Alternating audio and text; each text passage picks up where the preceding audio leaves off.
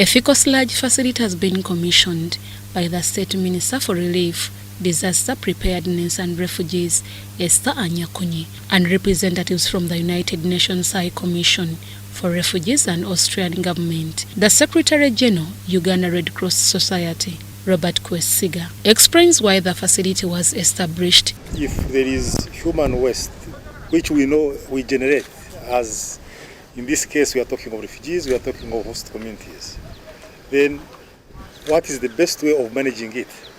You have institutions that really produce a lot of waste, both human and other degradable waste. Schools, marketplaces, hospitals, you can go on and on. So the decision was we can do better in managing this waste, and that's how we came up with this idea of this Faecal Sludge facility.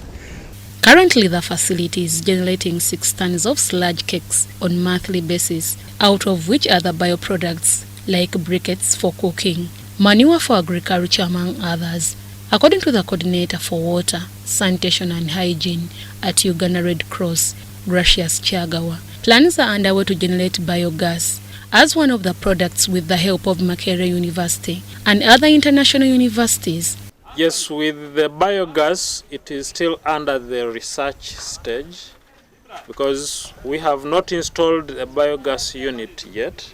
And so we are working in partnership with Makerere University, the Technical University of Vienna and Austrian Red Cross, and then also the IHE Delft University of the Netherlands, that we shall be able to quantify the current capacity production, and in the upgrading process we are able to talk with the authority on whether we are installing the biogas unit, given the fact that we shall have understood how much is being generated.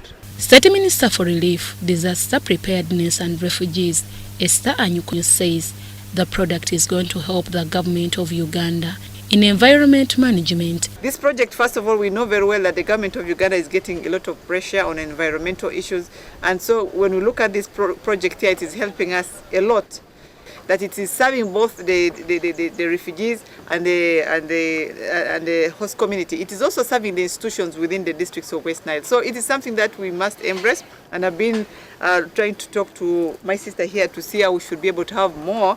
The Australian Embassy Development Cooperation Head of Office, Dr. Roswis Karemense, was impressed with the implementation of the project and commits more support to Uganda Red Cross Society. So how I see this partnership, it's a growing partnership, and it is growing because the Red Cross is really giving us the reassurance that the money that we entrust in them from the Austrian taxpayer is really making the difference. We have seen today this facility that is in a first phase serving about 50,000 people, which is not enough. That's why in the second phase it will hopefully be expanded to reach up to 100,000 beneficiaries.